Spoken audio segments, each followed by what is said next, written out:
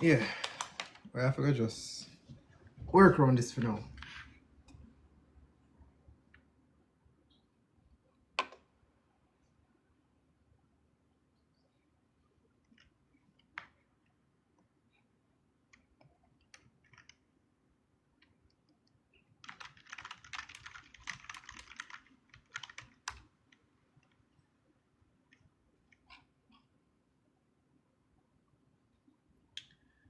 Ah la la.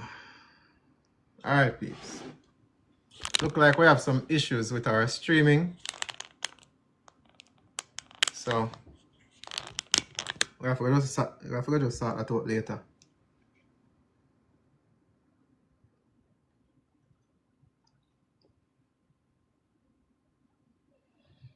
Mm-mm-mm-mm-mm-mm.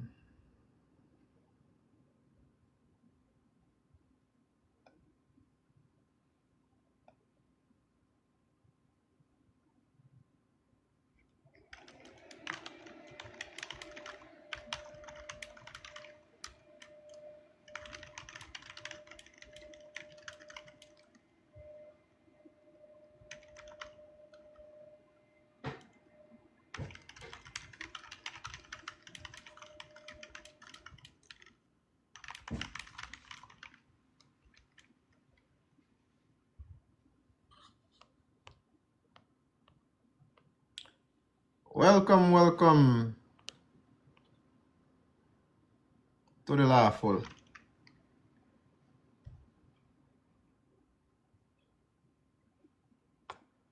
Alright.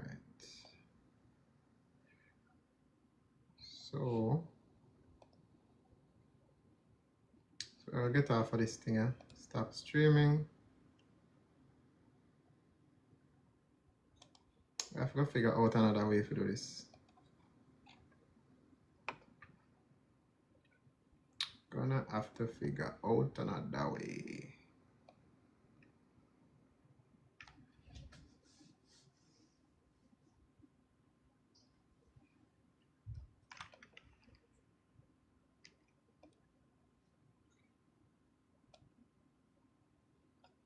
Alright.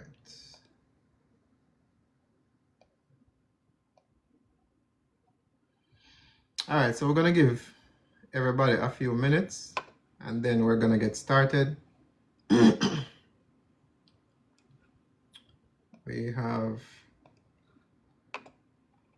We have a few things to unpack.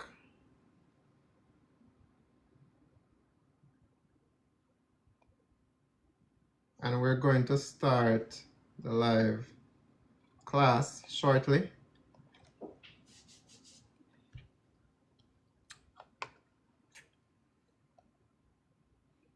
Yeah.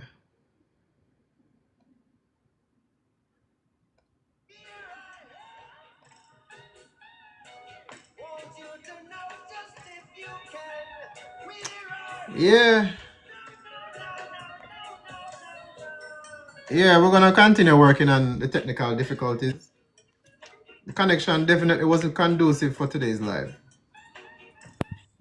Yeah, I thought we had it down pat, but boy. All right, so I was just suggesting manners and respect. Yeah, man, big up. Yeah. So I was just suggesting. So I see that we're having issues as it regards to the live. You have an app named Team, Yeah. where you could have people there interacting and share screen and all of that. You know, see, I So never thought about that because I have a Teams account, you know. yeah, I have one as well. So you could look into that and see if we could utilize that. Yeah. Yeah. Yeah, Yeah, on man. that note, LB, what I know for the Zoom it's pretty good as far as having a recording. Right. And although the free only goes 40 minutes, you can Mm. continuously recycle that 40 minutes by just ending early and just having the same login. Yeah. So it goes on again. You know, so we have we have it, Google Meet. We have even that. I mean, I mess around with all these different platforms. But I wonder if let me see if they have an embed option. That's the thing. I want it to be embedded in the site. Let me see. Well, all of them. Oh, Let me see. I see somebody asked the question. yes, Because, like I said, there are many people out there who are just looking and they might not even know what we're talking about, and then they start interrupting the live with different things. So we want to stay focused. I think the Google Meet is private, so only if you have a link. So you can Right. actually put it on the page where signatories are, so only they would actually have access. But as far as sharing it, then I guess that's where the issue would come in. Exactly. I mean, it could only be shared. It can be shared to just email addresses too. But let's see. I'm gonna look into it. I'm really gonna look into it and see which one is the best one. Because I realize the ones that have to stream from my computer directly are having, like, it requires a lot more bandwidth. And I have other stuff going on that I can't shut off. So I'm gonna look into it.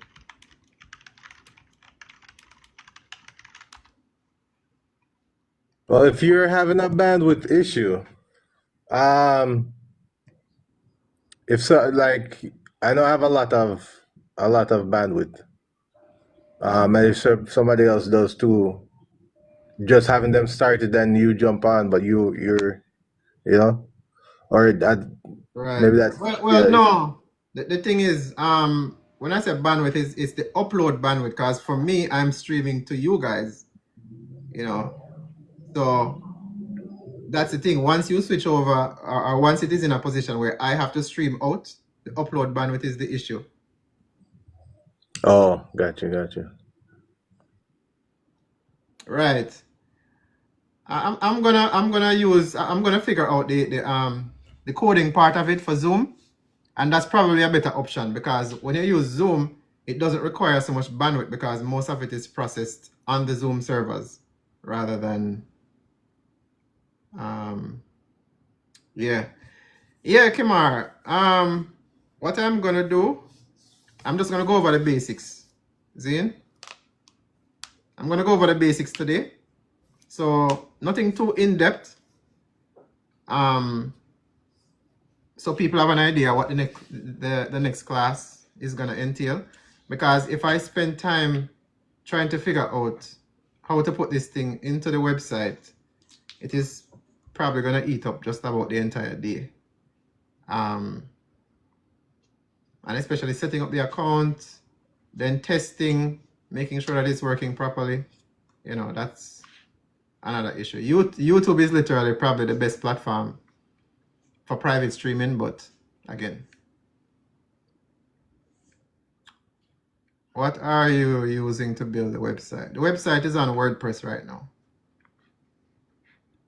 Yeah, it's a custom WordPress, not the website, not the WordPress.com. It's a custom WordPress on a VPS with a Linux backend, all kind of different technologies in the back.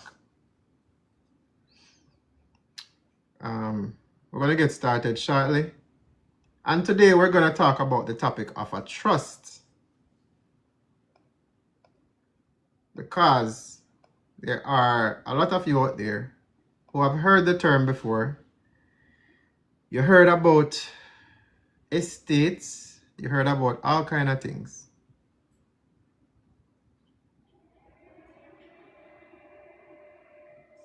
It's not about the coding. It's about the technology that we're trying to use for live streaming. That was the discussion earlier. It's not about the website itself. The website is fine. For those who are new, the website is voiceofjamaica.com. If you want to become a signatory and get access to the advanced classes that are coming up, you would have to become a signatory. And to do that, you would click on the supporter portal in order to be able to become a signatory and get an account for the website.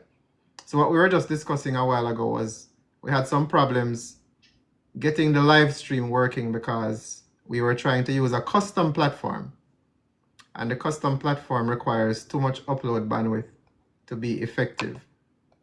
So we abandon it for now, and we're going to have to put off that for later. So today we're going to discuss, make sure I alert our Telegram people. We're going to alert our Telegram people so that we get everyone involved.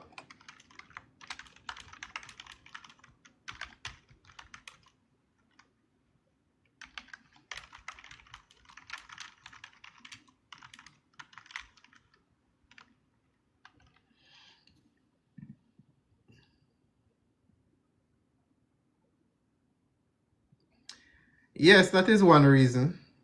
But also exclusivity, able to control the content, able to control, a lot of different aspects of how the content is being streamed and what information is divulged to the public.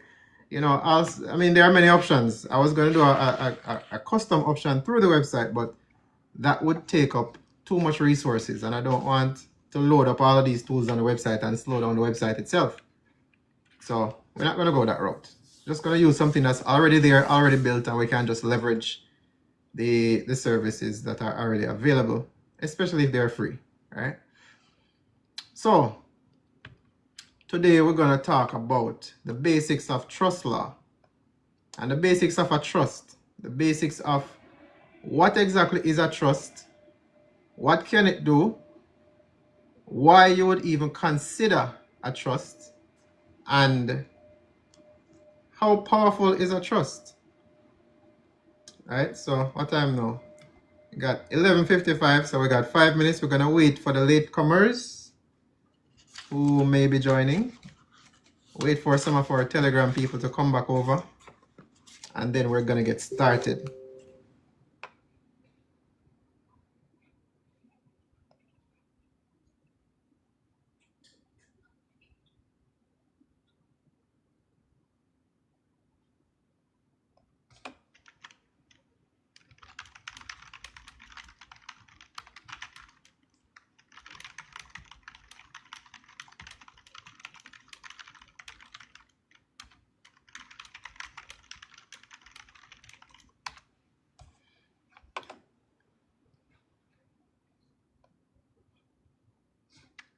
What is that?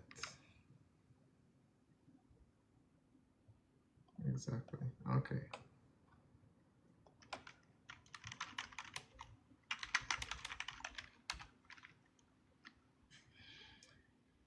Question: would a church be considered a trust? No.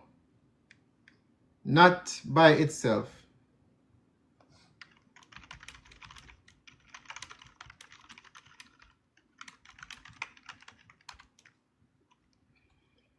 A church by itself is not inherently a trust, because especially for those churches who have registered with the government, no, they are not a trust. It can be if you specifically outline in your setup hierarchy, that you are creating a trust, but inherently no.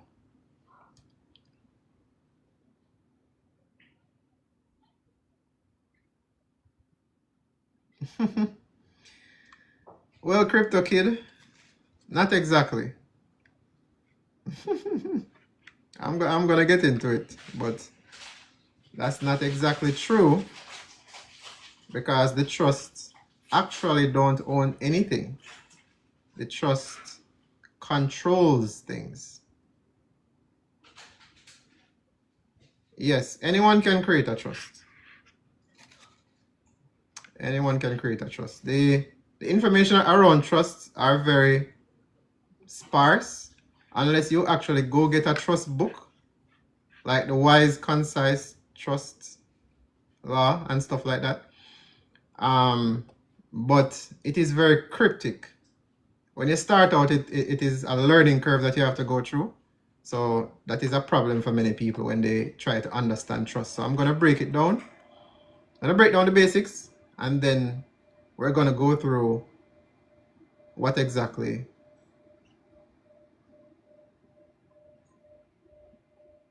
Exactly. Right. Yeah, we're gonna go through and get through the preliminaries so we have a base understanding of what a trust is and why it's important and so forth. Zin? So we're gonna give people a next 2 to 3 minutes and then we're gonna get started. So give me a minute while I take a break and I'll be right back. Let's flip around the live sound and just not have a blank screen all up on.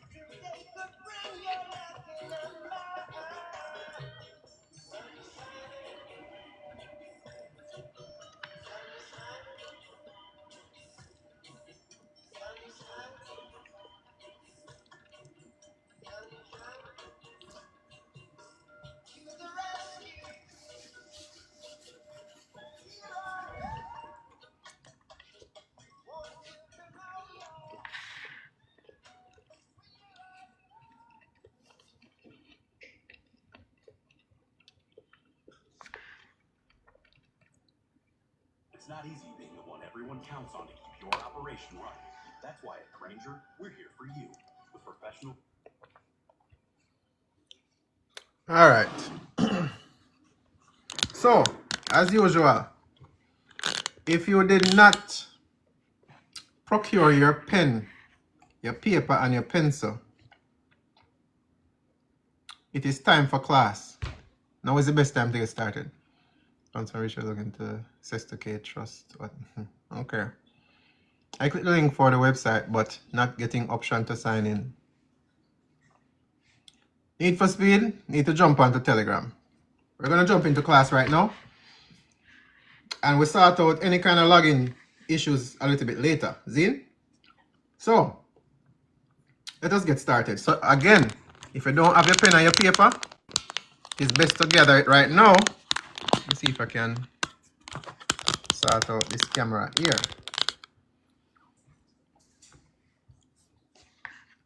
It's best to grab a pen and paper now. We're going to talk about the basics of trusts, what it is, so forth and so forth. The preliminaries, in. So, first things first.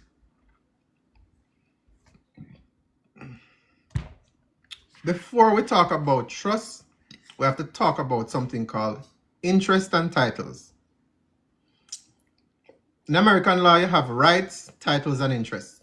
It's all around the world, but in Jamaica, you don't really hear people talking about rights when it comes to property, but it's there. So, a right is something you're born with. We call them inherent rights. Inherent rights You can't take them away. They can be abridged, they can be assaulted by contracts, right? They can be limited by contracts. Excuse me. But a right cannot be taken away. It can only be violated. What does that mean? It means that when we're born, we have a right to life, liberty, happiness, freedom of movement, freedom of sight, freedom of interaction with the world, freedom to smell, taste, hear, touch. All of those things are inherent rights. People can't take them away, right? But they can violate them, right? People can block your vision. People can block your path. People can thief your things, right? So those are what's called violations of natural rights. But those rights that are inherent to us cannot be taken away by humans. It can only be violated. Titles are below rights. So rights is at the very top, right? When we're talking about ownership, rights are at the very top. Just like when we're talking about law, natural law is at the very top, right? So under rights, we have titles, right? Titles are physical paper that tells you who actually owns something. What is an example of a title? Just like a car title, like a deed for your house, like a certificate of some sort. Those are a type of title. The problem is, the titles that you've come to learn and know are not true titles. They are actually subordinate titles, right? Those titles don't bear any inherent rights. So those are coming from an authority. They don't have any authority inherently. What does that mean? That means that, for example, a certificate. If you get a certificate, it's from a school, it's from a government organization, it's from a private organization, it's from somewhere. You did not create that certificate. If you get a title for a car, you're getting it from an authority. When you get a title from anywhere, it is usually an authority that is issuing the title. So what does that mean? That means that that certificate is getting its authority from a higher authority. So there is no inherent ownership or inherent title in normal society that comes from the individual. It is just not mainstream, right? Because the institution or the organization is the one who is issuing it, and therefore they hold what's called true title to property or to instruments and things like that. So we just covered rights and we just covered titles. So what is under that? Interest. An interest in something is simply you have a right of claim. A right of claim is based on either ownership, is based on assumption, presumption, purchase, or some other way where you have acquired some kind of right over that property. What is a right? We just covered a right, right? But we covered inherent rights. You also have what's called intrinsic rights. Intrinsic rights come as a result of some kind of purchase or transfer, right? So if you're buying, let's say, a piece of property, someone would transfer that right ownership over to you. That's called an intrinsic right, because that ownership is going by a process of some government entity of some sort. In most cases, it does not have to, but as far as people know in the common world today, most transfer of property goes through some kind of government agency, right? So that is an interest now. You get a title for, let's say, a piece of property you bought, a piece of land, and you are now thinking you are the owner, but in truth and in fact, you are not the owner of anything. I hate to say it, but you are not the true owner if the government is essentially issuing you that title. That title is actually a subordinate certificate from the government. It is not a true title, because what happens now is because the government owns most what you call inherent titles, it is the one issuing these certificates and these so-called titles, which are not real titles. For word of mouth saying, yes, it is a title, but it is not a true title, right? It is what's called a subordinate title. Because the government maintains actual ownership, this is why you must pay taxes. You're paying a fee for using the government's property. And the property the government is claiming to own is the title over whatever it is that you're doing. And because the government owns the title, this is why the government can now step in and do many things as far as administrative tasks and any kind of prosecution and things like that, because they own what's called the superior title to whatever it is that you're doing. So that is an interest. You hold an interest instrument or an interest in something. That is what is called a subordinate nature interest. And when you have subordinate instruments and subordinate things that you are simply enjoying the benefit of, that is now called a usufructory. I know it sounds weird and it sounds crazy, but you are in a usufruct capacity where you are using something for benefit, but you don't actually own what's called the inherent title. You hold intrinsic title. See? So usufruct is a term in trust law that states that you can enjoy the benefits of a property without owning it. And you can go look it up. Right? So that is interest. Interest is similar to usufruct. Right? So you have rights, which is inherent, cannot be taken away, it can only be violated. Or it can be, supplemented, but you can't take it away from somebody, right? You have titles, which again, titles come in many forms, but the title is literally a paper ownership that shows that you are the true owner of something.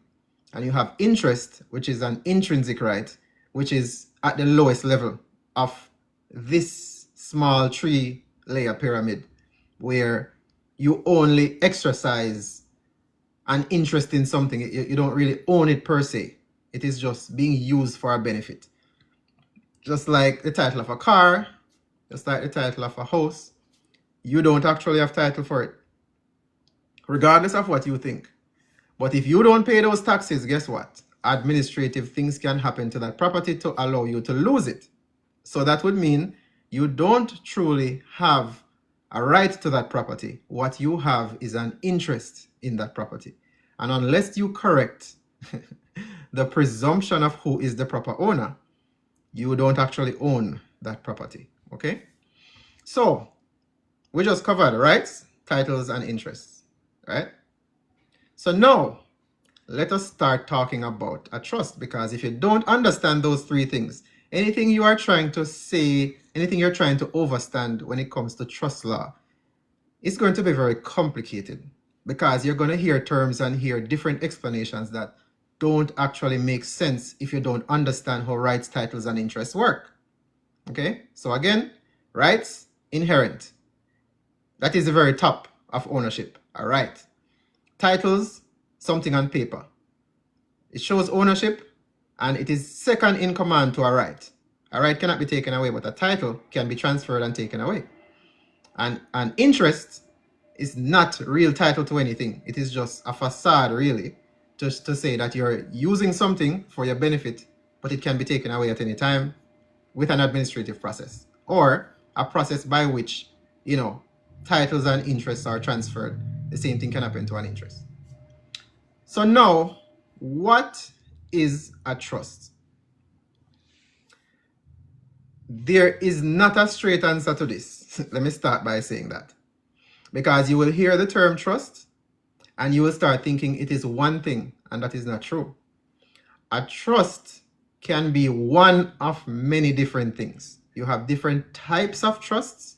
You have different jurisdictions of trust, and you have many avenues of trust. Why you would want to use one trust over the other. Okay? The first type of trust is called a natural trust. And what that means is, you see, like how we have rights, titles, and interests, and the rights are at the top, the natural trust is at the top, right? That trust is created between you and whosoever you want to call your creator. That is the first trust. And I have to get into this information if I'm going to teach the basics, okay? I am not religious, and I am not, any of that. But I do have to teach this information. So you get where a lot of this information is when you start interfacing with it, where it comes from and why they are using it. The first trust was at creation when man came on the scene. Okay? That trust was created when God said, man will now have dominion over the plants and the animals of the earth, of the air, and of the sea. God entrusted the power of control into man, so man can control the different things, the land, the air, and the sea. Notice I didn't say man now owns the land, owns the air, and owns the sea to be controlling it. So that is where your first concept comes from when we talk about trust. It is complete control over things. You're still not going to own anything. Because when we come here as man and woman, we don't own nothing on this land. All we're doing is transferring rights, titles, and interests. So get this thing out of your head that you own things. You're simply using it now. In the next 100 years, none of us is going to be here. So we don't really have ownership of anything. We're simply here for a period of time before we get expired. See it? So the first type of trust is a natural trust. Now let's contextualize what we just said. At first creation, God gave power of control to man so that man can control the creatures of the air, the creatures of the land, and the creatures of the sea. This is why the animals fear us, regardless of what you think about Bible and spirituality and whatever. I'm just giving you the context, okay? That is an easy way to think about much of this. See? Exactly. Land, air, water. So, when we bring this into modern day, and again, I talk from factual standpoint. I don't go into a lot of theories, because if I can't point to it and it can't make sense in a reality right now, I don't even dabble beyond that, okay? So when we talk about trust in today's society, the first trust is created between a man and a woman, right? You are entrusting something to the woman and the woman is entrusting something to you, the man. You have an even exchange. You have a transaction that happens. And the first trust will create creation. A child. And that child is the first property. Again, we're not going to go into the semantics here. See? Just listen and make sense of it. If it don't make sense to you, just pass on for now. Okay? So, when the man and the woman come together, a child is created. Regardless of whether you want to say born or, whatever. A child comes from the union of a man and a woman. So, the same way in a trust does not come out of thin air. It needs a purpose, and this is what you need to understand before you even jump and say you want to create a trust. Why exactly are you going to be creating it? That determines the structure and the type of trust that you want to have, or why this specific trust would be beneficial to you rather than having this other trust over here. So, when a child comes into the picture from a man and a woman, there is no sending it back. Right? There is no sending it back. So what does that mean? The same thing in trust law. There is a type of trust. There are types of trusts that you can create that you cannot extinguish. It is there forever. Once it is on the book somewhere, that kind of trust is forever. Okay? So, when you start thinking about creating trusts, you have to be careful because you can create detriment for an entire bloodline, an entire family lineage, an entire set of assets. So you have to be very careful before you jump around starting to create trusts. Because if you create one that is not beneficial, there are ways to nullify some of the things that the damage can cause, but you can cause irreparable damage to your posterity. Okay? I'm not gonna bring up anyone right now, so the requests are gonna stay until later because I need to get some of these preliminaries out of the way. All right, so back to creation, right? So man and woman come together, create a child. That is a trust. Let me say that again. Man and woman come together, create a child. The result is a trust. You are now entrusted with property. That child is now your property. Regardless of how you look at it or regardless of how you feel, that is reality in law. That child is your property. After the child is born, you as the parents have to be the one to bring that child into the legal world. Let me say that again. For uno we dey in the back, and uno we already have uno conceptualize of what a trust is. We have to use reality first before we get into law. Because law is not without reality. Law is not separate from reality. See? When a child is born, it is the property of the parents. Problem. Once you start filling out any paperwork regarding that child's name, you are now transferring title. You still have the right because you are the creator. Remember, we just went over rights, titles, and interests. Okay? That child, when that child comes into the world and you start filling out paperwork and documents, you not knowing what you're doing is no excuse when it comes to equity. Okay? Trust is, again, we're going to get into that shortly. Equity law. You filling out paperwork and you being not so smart about what you're doing, you don't know why you're filling out the paperwork or what it means or the implications of that, that does not negate the contract. Okay? Ignorance of the law is no excuse. Now, if a part of the contract is hidden and you don't have access to it, that's a different story. But if you just pick up a form and you start fill out whatever, you're not business about instruction, you're business about what exactly this thing is about. You just want to get the benefit of the thing. You want to become a usufructor. You want to have the usufruct benefit of filling out those forms. Then you have now subjected that child to what you call, or many people call, the system. Okay? All right. So again, we have mother, father, child. When the child comes, the child is under the protectorate of the parents. I have to explain this first before we get a little bit further into trust law. When the child comes about and the child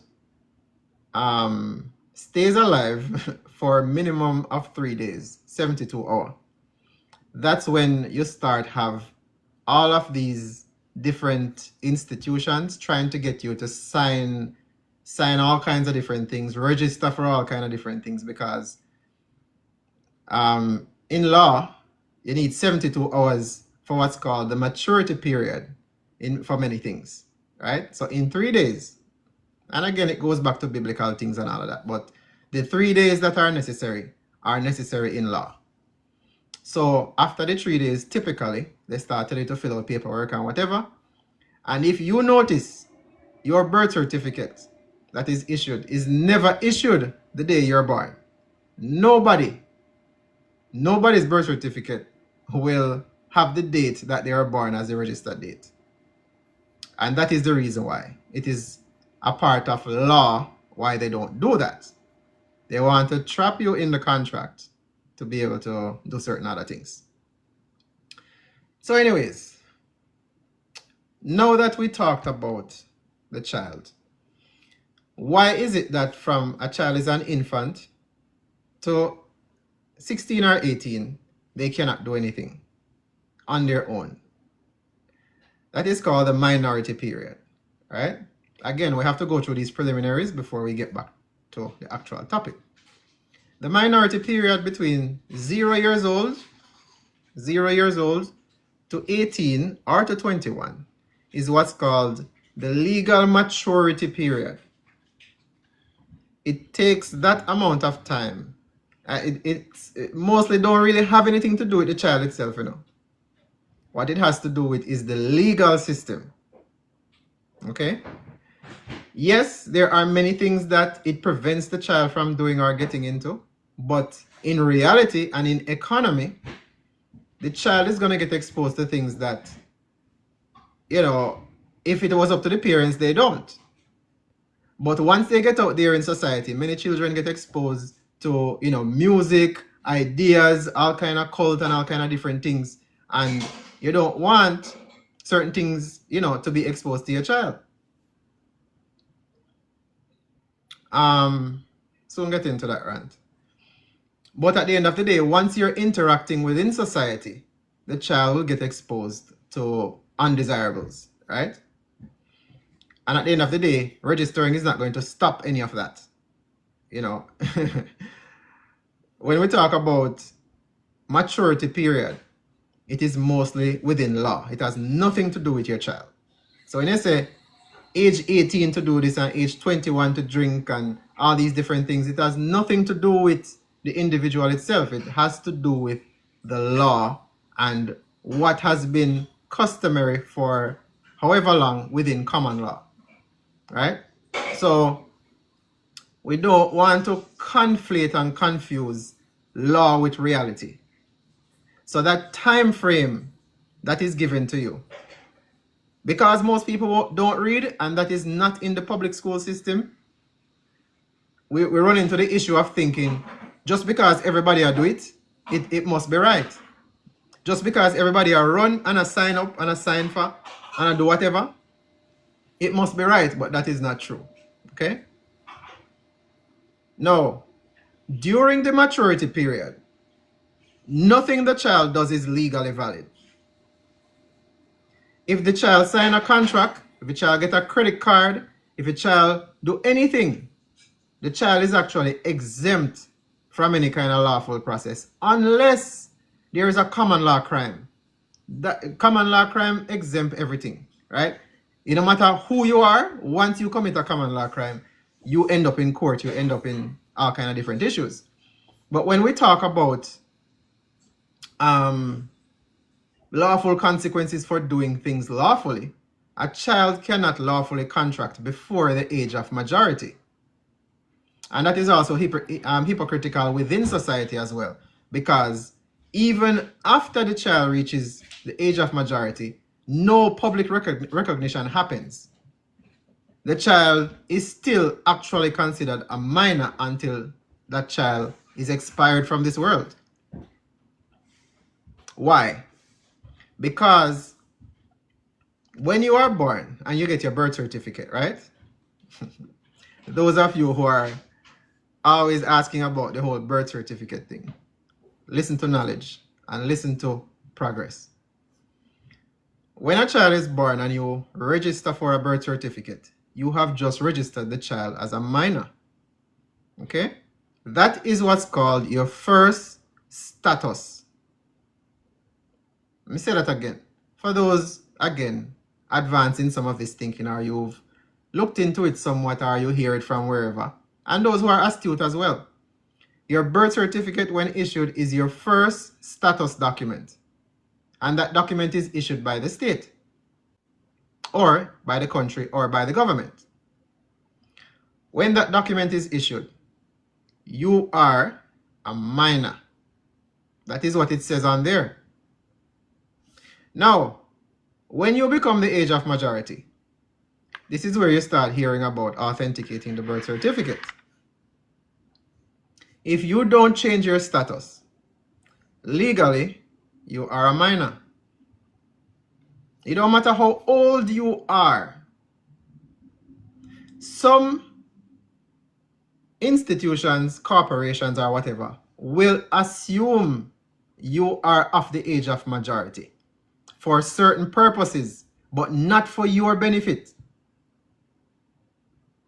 So if your birth certificate still to this day have not been claimed once you have reached the age of majority, and you have not established your status in any other way, you are a minor. You are a ward of the state. You are under the control of the issuing government. See? So that is what that initial birth certificate thing is about. On top of that, you have something called the public trust. The public trust is everybody's combined wealth put together and being held by those who are in government. Now, that being said, it cannot be directly accessed lawfully. It can only be controlled. I'm never going to put nothing behind that. Let me say that again. The combined wealth of the country cannot be accessed lawfully. It can be controlled. So when you hear about, for example, Jamaica is entering this agreement, and Jamaica is going to start this program, and Jamaica is going to do this, and Jamaica is going to do that, where are those funds coming from?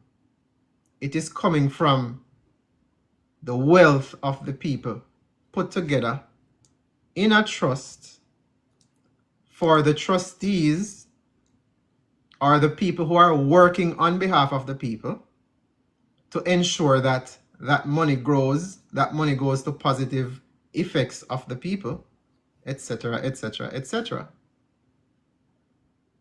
And much of that is gathered compounding through taxes. It also, you can also donate to a trust, right? So you will, when you hear about Jamaica getting aid, all of that aid goes into the trust, and then it is used by fiduciaries, trustees, and agents to gain more on the trust. And what is happening, how the trustees get paid, is based on their service. They get either a percentage or they get, a commission or whatever the case may be. However it is set up. So the assets of the trust cannot be directly accessed, but the interest that is gained on the primary property of the trust can be dispersed as necessary, right? So the more it is invested, the more it is, gaining. The trustees and the fiduciaries and the agents can gain a percentage or however way they set up their payment structure as reasonable for managing the trust for us. And why is that happening? That is happening because mostly we are not aware that it even exists. And even if we are aware that it exists, we have done nothing to kill the presumption that, and again, I hope this term doesn't do anything to TikTok, but we did not get rid of the presumption that we are not minors. And and if we don't get rid of what's called the presumptions of law, then it stands, those presumptions stand, and a presumption you can't see because it's not written down. Most of the times, we are battling against things that we don't even know exists. We're just going about our daily lives and we think that, oh, yeah man, that's how things go. No, it is not. It is because you don't have the knowledge of what is going on behind the veil of your eyes. It's not everything you can see. Some things you have to find out through information and through testing. All right. So the public trust was created. The current one, because there were other public trusts before. The current one was created with the Constitution. Okay? And as inhumane and whatever else was going on with the system, that was in place so that when people start gaining back the knowledge, they can do something in their best interest, right? But we're not really touch upon that too deep, especially not right now. So again, these different things from people are born coming up to now amount to the unknowing, the knowledge that is not there. Your parents don't know, your grandparents don't know, your great-grandparents never know. And now you come about and you have access to all of this information and you don't know where to look. So they had a choice before. Either they keep all the knowledge from you and risk key knowledge getting out, or they could flood everyone with knowledge, and then that way you don't know where to look or what to look for.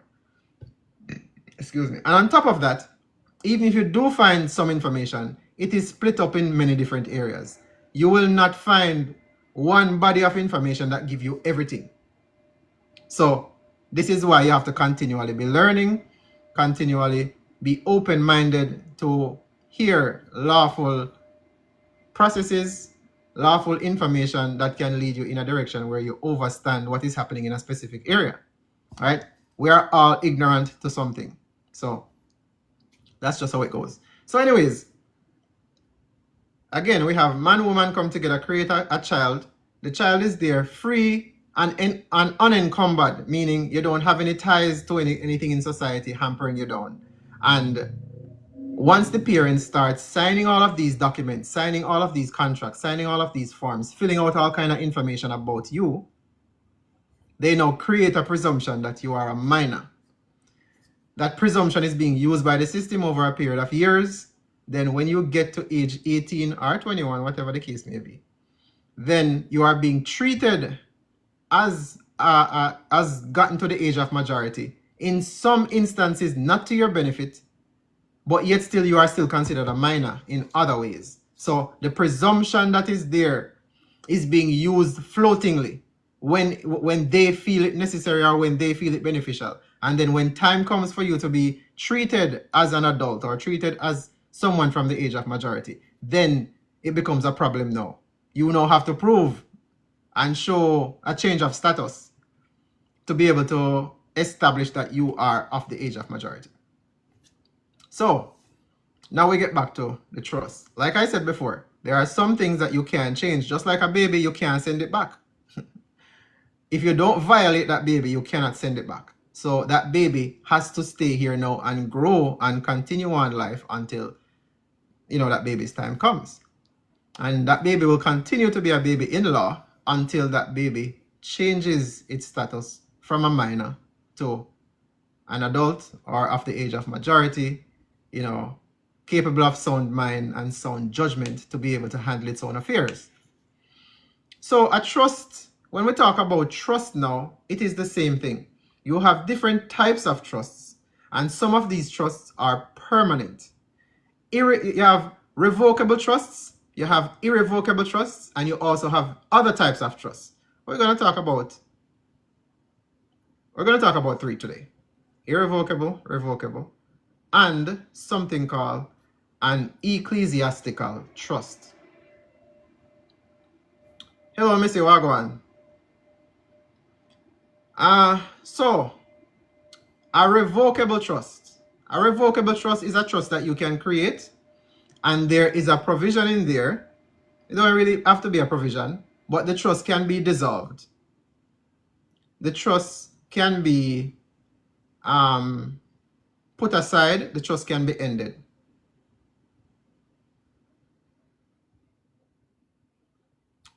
Justin, even with an ID, you are still considered a minor when it comes to certain types of law and certain types of contracts.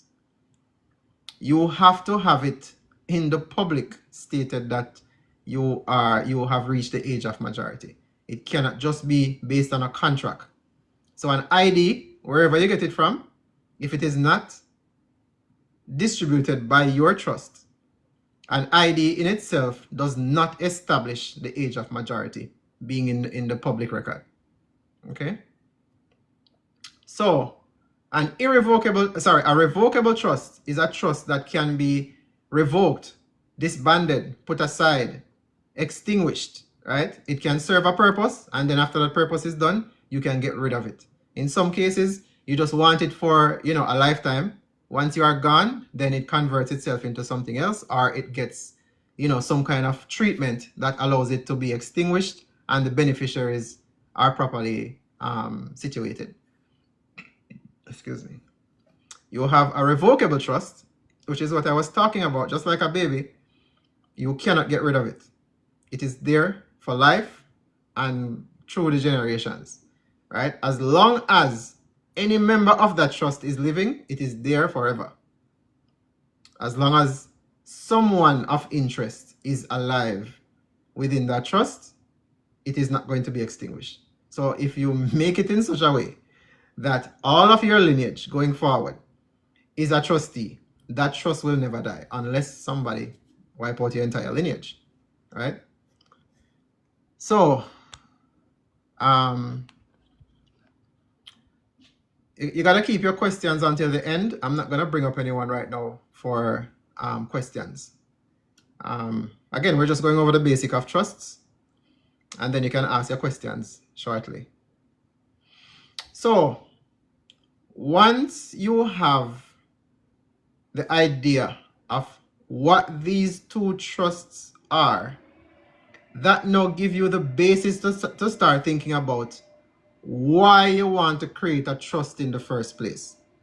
But before we get there, let us talk about something called an ecclesiastical trust. Remember, we talk about rights, titles, and interests, right?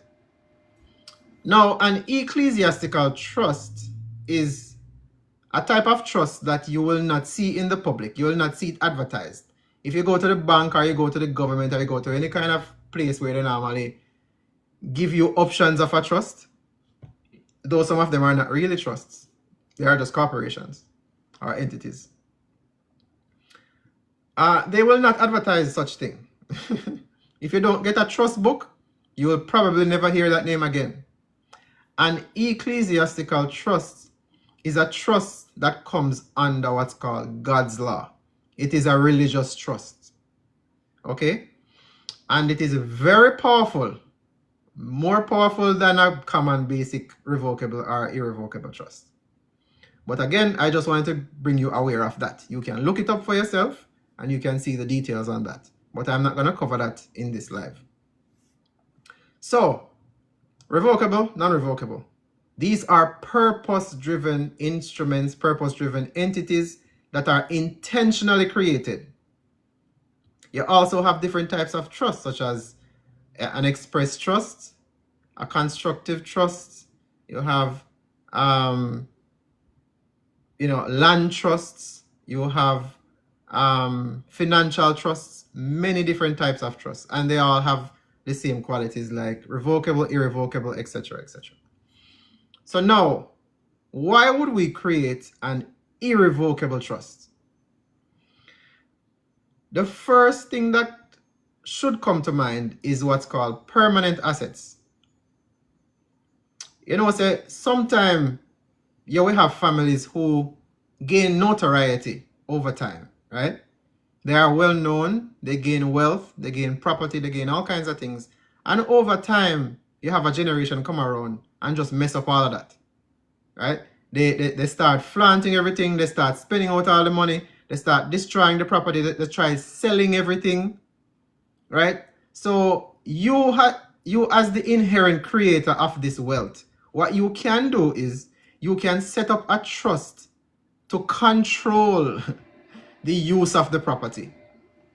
Meaning, anyone after you cannot come and do certain things to the property. For example, they will not be able to transfer it. They will not be able to sell it. They will not be able to destroy it. They will not be able to do anything other than gain some small benefit. For example, if you have a child, let's say you're a multimillionaire right now, and you don't necessarily want your child to be spoiled. So you say, okay, I'm going to give you an allowance of, let's say, $100,000 a month, right? Again, this is rich people talk. You get $100,000 a month to do nothing, right? You don't have to do anything for. But because of what the trust is generating, you are able to just get that out of thin air. It is distributed to your account on a monthly basis, right? However, you don't have access to the source account where the money is coming from. You can't sell the property or the house or the houses, whatever the case may be, because the trust owns it. You are only probably the beneficiary. Then the trustees are those who are managing the trust and the assets of the trust. Maybe a law firm, or it may be a completely different family, or whoever that individual chooses to trust or entrust control with. So that is a way of protecting your assets over generations to come. Especially those who like to think about reincarnation. You might come back, and you don't want to come back in a poverty or in a problem and chaos. You know, a lot of people think about it that way. You ensure that future generations are secure. They don't have to go out there looking for housing, land, a job, etc., etc., etc. So you can set things up to be future-proof, where you don't have to worry about your family or your posterity going forward. A revocable trust, on the other side, is usually purpose-driven, right? You have a revocable trust set up for while you are alive. You use it while you're alive, right? So, for example, if you have some bank accounts now, and you want to, you have a house, you have some bank accounts, you have a life insurance policy, right?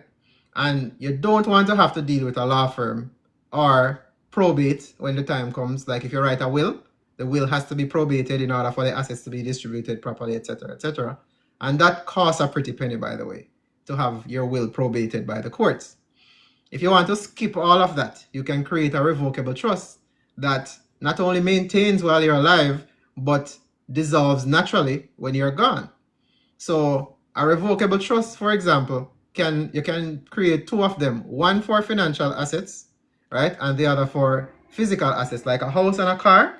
You can put those things in a what you call a property trust, right? So the financial one now, what you can do, let's say you have your current account, right? You have, let's say, 4 bank accounts. What you can do is you can create a revocable trust. You can now put that trust in the public, and we'll talk about that shortly. You put the trust in the public. That public notification or declaration, you don't take that to the bank, and the bank can do what's called retitle your current accounts, so that the trust owns the accounts as far as control is concerned, but your name is still at the base of the account. So you have an account profile, your name stays there, but the actual accounts inside are owned by the trust. That's what's called retitling of your, like, let's say, your bank accounts. And just about all banks do it. It's just that you have to go in and know exactly what you're talking about when you go and try to get this thing done. On top of that, you would need, for example, you can put yourself as a trustee. You can only have one title at a time. So you put yourself as a trustee, you go to the bank, they would ask for the trustee certificate, which is what you would have issued from the trust. And then the bank would also have their trustee certification. So you would have 2 on file. You're issued from the trustee certificate or trustee acceptance. The bank would also create one just to make sure that you showed up in person, establishing that you're the trustee of the trust, and authorizing the bank to do the retitling.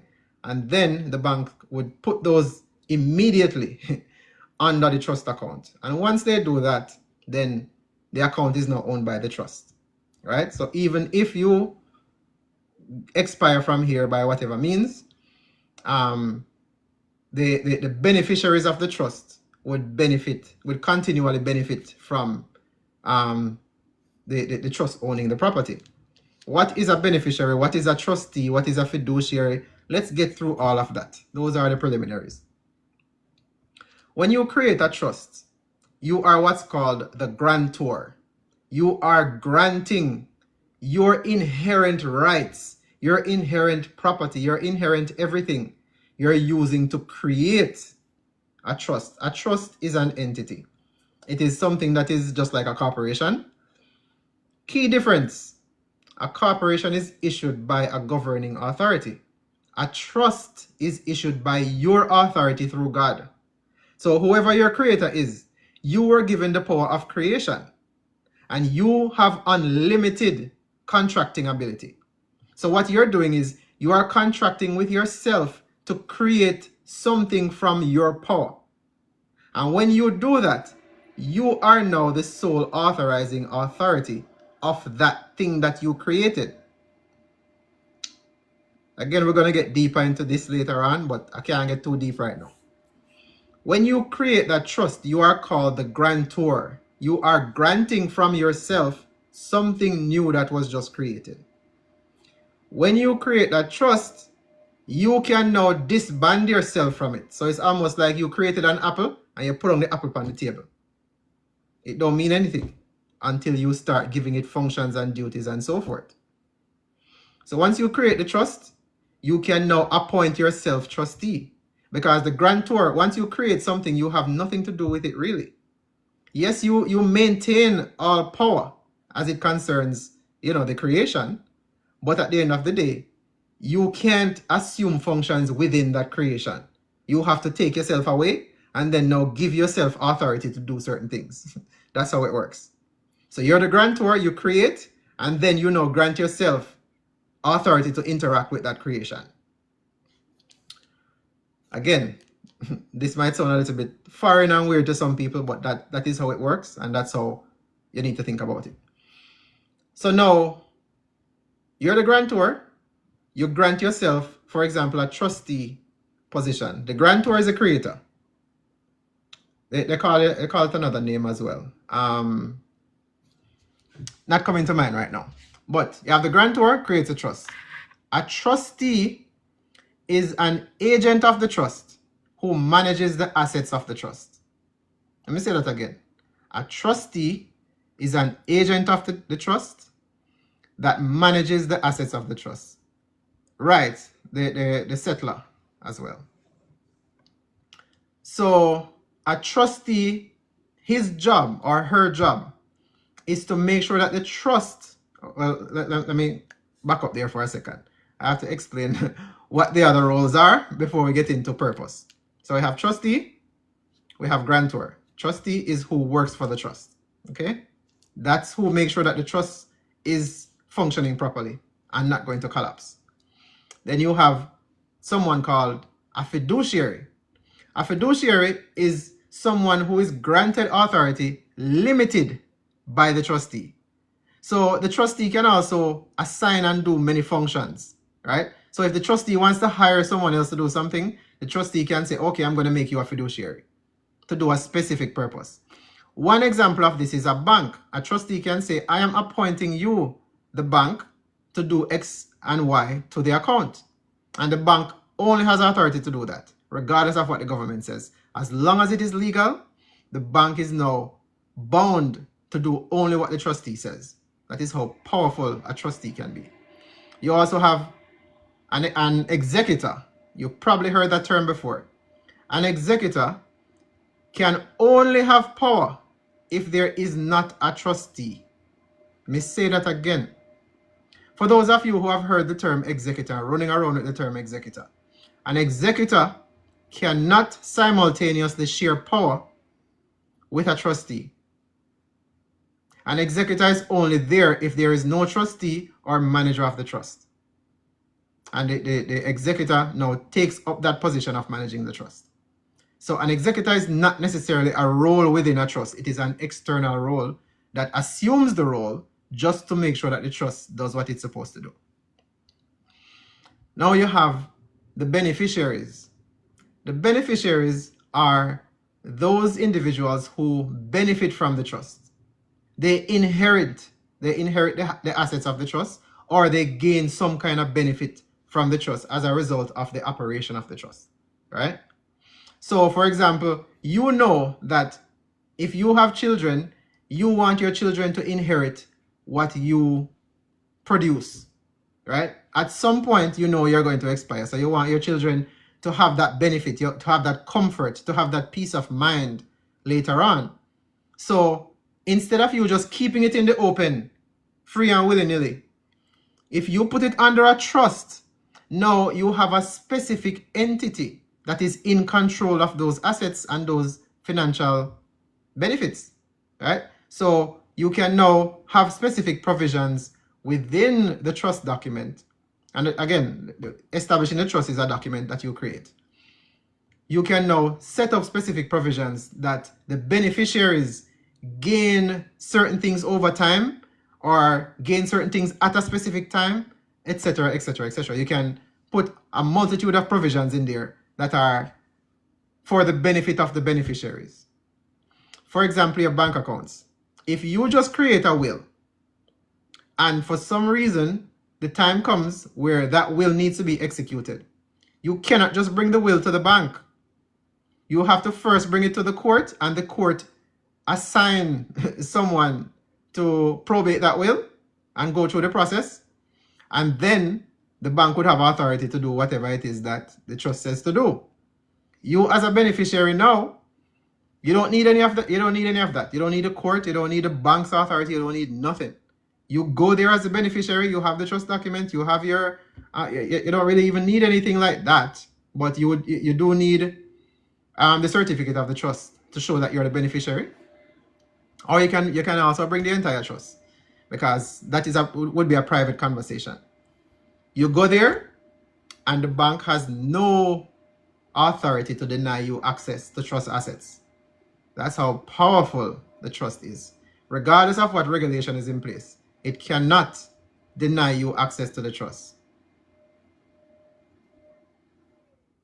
If you have a will, in order for that will to be effectuated after the person passes, that will has to be probated. It has to go through the court process, and the court will now distribute the assets after the fees are paid by the it's almost like a trustee, a court appointed trustee to distribute the assets. So when you write a will and the will is to be probated, the court is now creating its own trust on behalf of the individual who passed, and then distributing the assets. That is really what's happening. So instead of you creating your own trust, the beneficiaries now suffer, because the court now has to do that duty of creating the trust in order to manage the assets and make sure the beneficiaries gain the benefit at the end. And that's how that works, right? So the beneficiaries are the ones who gain from the creation of the trust. No, they create what's called a constructive trust, something temporary. And then they do whatever they need to do, and then they dissolve the trust or collapse it. So again, the beneficiaries gain, the trustees are the workers, and the grantor is who creates the trust in the first place. So it's typically just three of them. But you also have other functions of the trust where you might have to appoint a fiduciary or an agent to do certain things. You might have to hire somebody for a specific purpose. But, you know, by general definition, you only have three roles that, you know, are inherent to the trust. We soon start bringing up people in a few minutes. So we have those three roles, and that goes for both revocable trust and irrevocable trust. So it doesn't matter whether it's revocable or not. Those three roles are prevalent. Grantor or settler, beneficiary, and trustees, right? If you have a trust in existence and no trustees are there, the grantor is gone, then you have what's called an executor who can assume the role of a trustee and start, you know, doing things with the assets, etc., etc. What else? So we got the basics down about the trusts.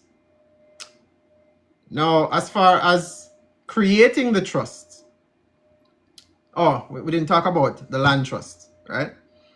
So when we're talking about property, it is completely different from the financial side. The financial side, you just need to show, a trustee certificate. But when you're talking about land, it's a completely different ball game.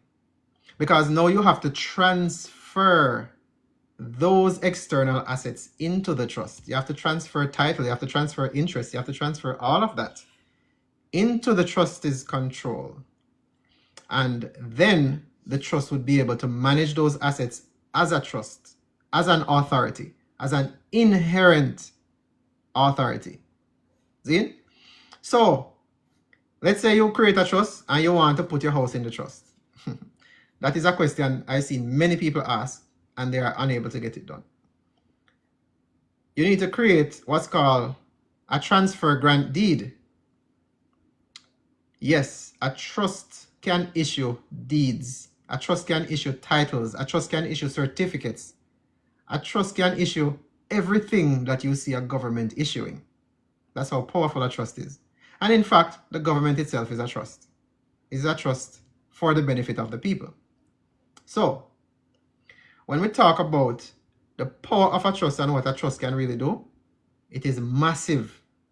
In fact, if you have trust assets and someone is trying to get those assets, if the trust is set up properly, that person is going to have a very hard time. Even if it's a government entity, they have to go through what's called the equity process, and they would have to prove that they are entitled to the assets to get any access to it. Because just like a government asset, it cannot be just divulged like that. It cannot be accessed just like that. It would have to have some kind of encumbrance before it entered the trust domain. And most of the time, they don't. Okay? So, I'm going to open up the panel now for questions on those preliminaries. So if you want to come up, you have a question you want to ask, your turn. David, big up yourself. Blessed man. Big up. Well, yeah, I'm given. All right, I'm coming off the bus, but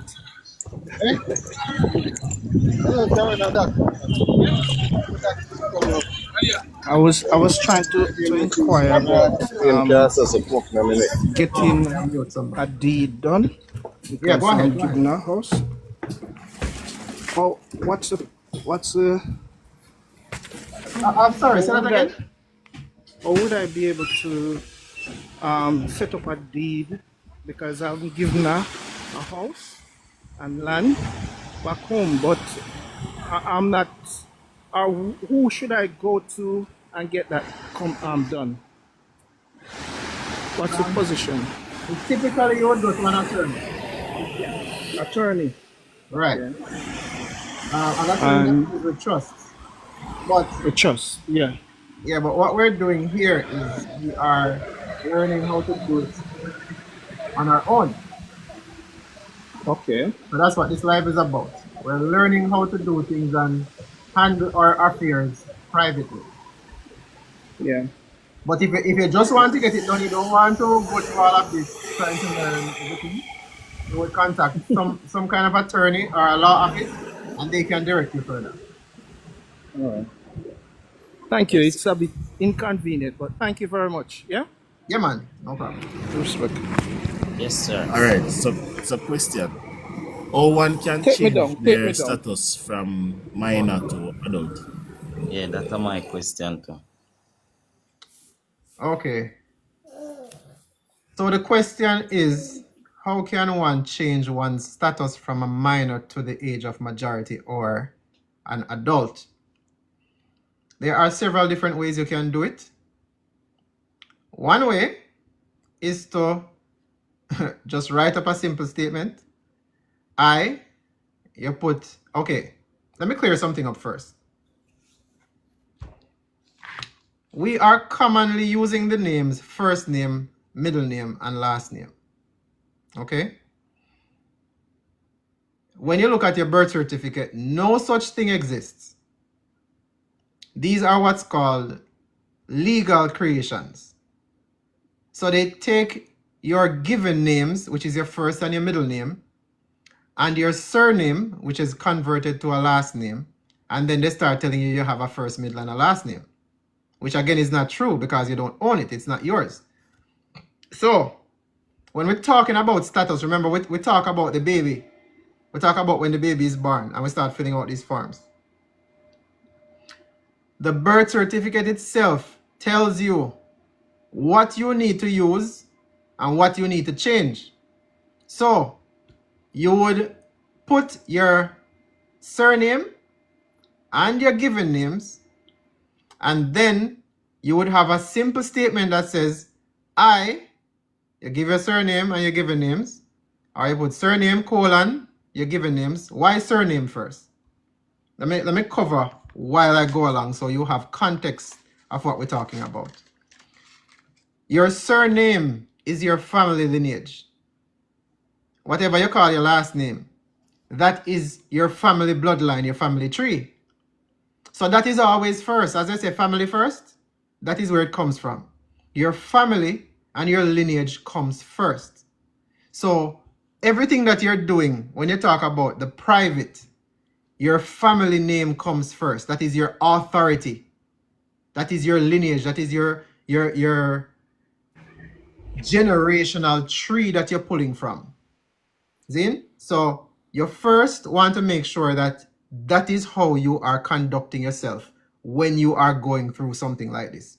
So your surname, colon, your given names, and you give your declaration. You write, for example, I, John, colon, Smith Doe, hereby declare that I am of the age of majority, and at this date, I am, and you put how many years old, and that's about it, right? So you just put your name, you say you are of the age of majority and you are currently this amount of years old, and that establishes that you are now of the age of majority, right? And again, this is just specifically answering the question of status. You would now take that and you publish it in the paper. That is the simplest way to go about it. You publish it in the legal section of the paper. Now, there are many individuals who are talking about the Registry General, different this and this and that. That is another way you can go about it. But again, there are many trickeries that are going on with that kind of thing. I can't tell you to go and do that. What I can say is the surefire way to get it done. Save up some money, publish it in the paper legally. You just need one publication. You don't need to run it for 6, 8, 12 weeks. One publication. Once it is published, you go ahead and you get a copy of that. Once you have a copy of that newspaper clipping, you get the whole page, right? And you digitize it. You go outside where it's lighted, not in the sun. You go where it's lighted, you take a picture of it, make it digital, and then you send it to your email or something where you can't lose it.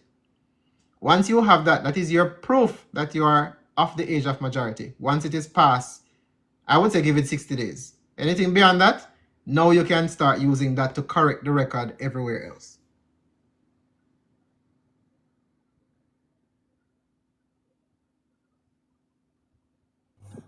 All right, so I understand that, and initially I was under the impression that as it regards to your name being in capital and common, that would be okay. So what do you think about your name on the birth paper in capital and common? That don't mean nothing. That don't mean nothing. No. Okay. All right. Let me clarify that. All right. Where does that come from in the first place? Let us go back to again. The basics. Where did we get this from? That the all capital names.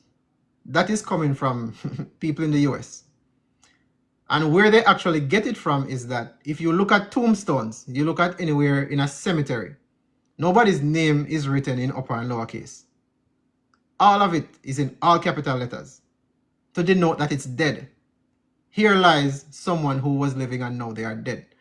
So That being the case, this is why they come up with the term that the uppercase name is a dead entity. I talked about this earlier when I started doing this page on TikTok. The name has many different attributes. In this case, you don't need to worry about it. You just need to make sure your distinction, your family comes first, and then your assets come later. Your family, colon, your given names. That is what you're concerned with. You don't care if they want to put it up on lowercase. You just want to make sure that when you make your declaration, you are ensuring that what is on that birth paper is corrected. That is your goal.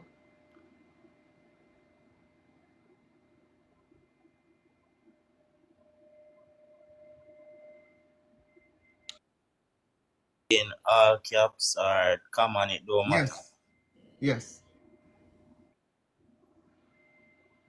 Rand says, so we will get that template on the website, right? The status correction template.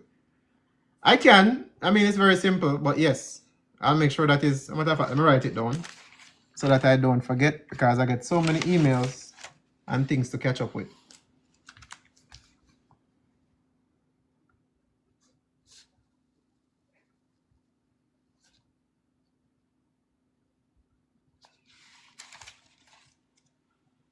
All right, so I have a next question. So I was taught by someone who was in the system who have a little bit of knowledge of what's going on as it regards to the law, right?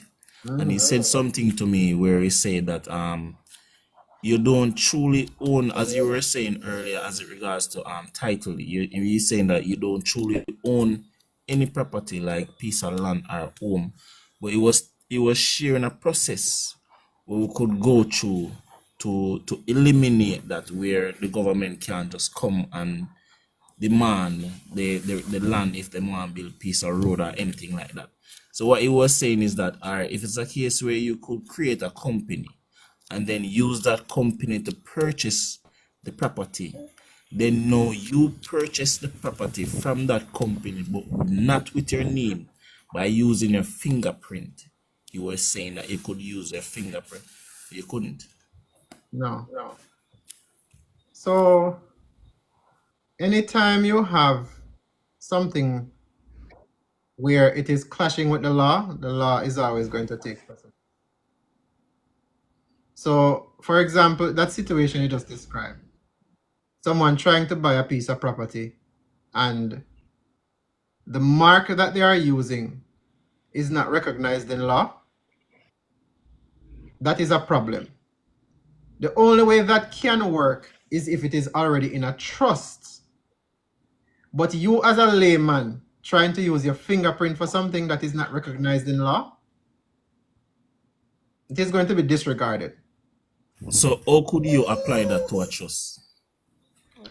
Again, if you have a trust, if you're the creator of a trust, you're the one who deem what is necessary, what is accepted, and what is not. So a part of having a trust is all right, let me show you. All right, you see, like how when you go to certain government places, they have a seal that they seal the document like an embosser. So you can't, no matter how much copy you copy, you will never get that seal again from that document. It is a one-time thing, guaranteed you can't forge it, right? When you seal a document, you determine what happens with that.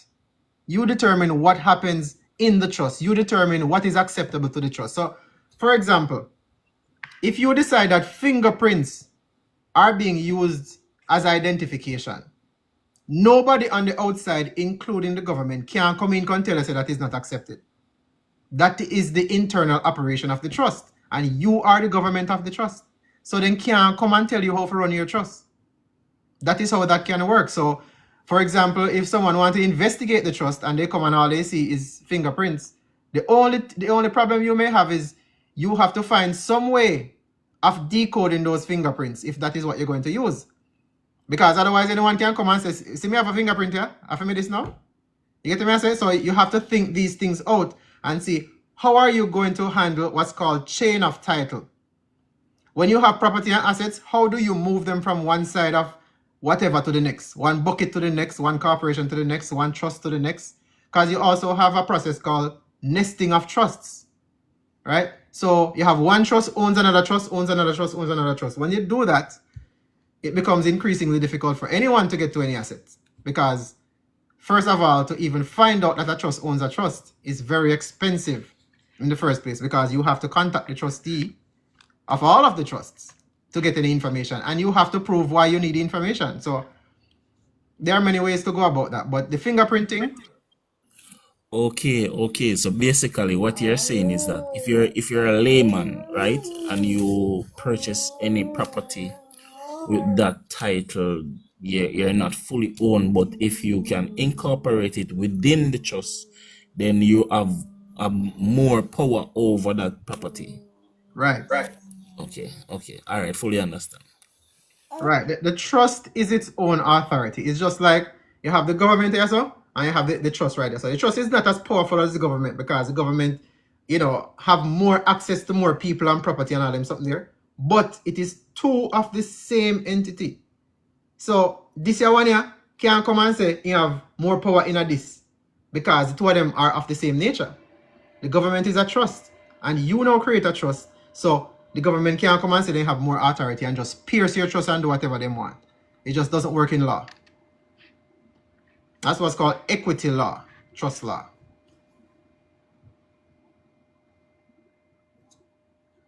All right, we got somebody want to come up or rant. Yeah, man. I want to say something. Yeah. Tell me something. Back to the all caps name formation. You don't subscribe to the argument that because of how how governments are set up, the citizens are referred to as quote unquote dead entities, hence the all caps name. They can't really deal with the living man, they deal with the straw man. Well, that is correct. They cannot deal with a living man, because everything by the government or through the government has to be done legally, right? It is a legal process. So they set up a system where you need an avatar. You need some kind of way to interface with that system. So you can't come in, if them over here say use stick, you can't come over here with water and I try to use a stick with the water. It just not gonna work. So they create something that everybody can use. So the all caps name is just how they set up that system. Whether you want to call it all caps, up and lowercase or whatever, you can't come in as a different, what do they call it? You have to be of the same kind to interact, right? And the same thing in nature. You can't have a cow and a donkey a try and mate. It's not going to work. You can't have a tree of a different species trying to graft on a different tree of a different species. It's just not going to work. So it's the same thing in law. It has to be of the same kind. So a living man has no place in law. Only place a living man can be is in common law. That's why you have what's called common law crimes. Common law crimes can only be committed by an individual. But you have other types of crimes that can be financial crimes and so of such nature, that even though they are committed by individuals, they are using what's called a corporate hat. They are agents. So it's the corporation that suffer, not the individual. So there's a little bit of confusion still as it regards to, like, you enter into a courthouse and you say you're entering as the living man, and then the court going to tell you that they don't recognize no living man. That is true. How you go around that if you want to present yourself as the living man? It won't happen in the courts. That's what you're saying? Right. Okay. First and foremost, the court is a legal entity. It is established by the Constitution or the Order in Council 1962. Okay? You cannot interface with an entity. Let's just get that out of the way. Just like a duppy can't walk out in the daylight and talk to nobody. Whoever wants to see it, I don't know it's a specific circumstances that happen, but as a general reality, we can't interface with things we don't exist. We can't interface with things that we can't see. Right? The court is not the building. That is the confusion people are having. The court is not the building. The court is not the people them who are talk to you. The court is the title. The court is the legal fiction that everybody have. You have an attorney. An attorney is not a person. An attorney is a title. A judge is a title. A bailiff is a title. A secretary is a title. Everybody have them regular name. So if you are, So when, go ahead. go ahead, go ahead. Sorry about that. No man, you go ahead. Continue. So if you are going to say you are a living man and you go into the court, they're going to order a psychological evaluation of you because you are trying to mix what's called public and private. You as a private individual cannot interface with those public entities. It's impossible. You have to go in as a legal entity representative. That is how you go in. But you can't go in as no living man. You have to put on a hat and you go in and you do what you have to do. The other way, again, like I've been teaching before, you become a part of the rights. What kind of nonsense is this? You become a signatory to the rights, the public rights activation, where you don't have to be telling nobody anything. You put your declarations in the public. Once public notice is available, nobody can claim ignorance. So you're saying the best way to deal with such a system is through paperwork, because that's how Absolutely. the system is based on. That's how it survives. That's how it strives, through paperwork, and through your Right. ignorance. Your ignorance of that, now you get trapped. Exactly. So okay, I understand it. So you can actually go in and represent such man with the all caps. You can go in as a living man, but representing such man, like what the lawyer would be representing such man. Right. Overstood, And fully that's what you do overstood. anyways. That's what you do naturally. When you go in, Okay. you're not going in as a living man. You're going in as a name. That's the name on the paper. So you're representing yourself, your name. That's That's where who the you're thin going in line. there as. That's where the thin line is, because to my understanding, if you answer to that name in that capacity, it's like you're not even alive. You're not really representing that name. It's like you become that name. You embody that name, which don't have no life. So they're dealing with you because you don't have no paperwork. It's like you're a dead entity in front of you. You don't really have no life because you never go through the paperwork system to deal with them through that avenue there. You're still not really, I'm gonna say, have no power within your capacity as the living man representing the dead man. Then, if you're over, so may I try to get that. Representing the strong man, then. Yeah, you never want to have a conversation about no living man, because the presumption here is that everybody is living and they are using an avatar, they might use a construct, or they might use a hat or a veil. Everybody are walking around with some kind of label. Me over. So for you utter the words living, yeah. But no, but just for the general people listening, Right. if you come out, if the term living man come out of your mouth, you get what I say? If you're in public and you say, me I'm a living man, how somebody gonna look on you? You lose that screw, man. Okay. So it's no different. Yeah, It's no man, different. It's over. just the way how we describe ourselves. That's how we need to make that delineation, by paper, not by going in front of somebody saying that. Totally. That is what your main message is built on. I understand that. And if people grasp that, then I want to just go back to the trust a little bit. Can the grantor be the trustee and the beneficiary? No. The grantor can be a trust beneficiary.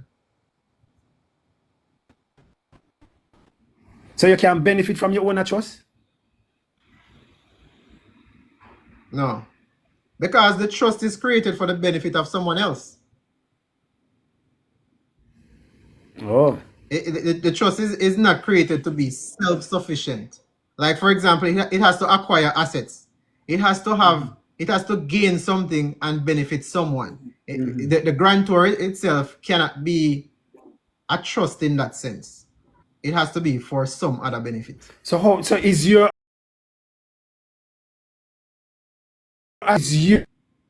asset? So how you fall in where you fall in the whole scenario? Every Well, asset you have to.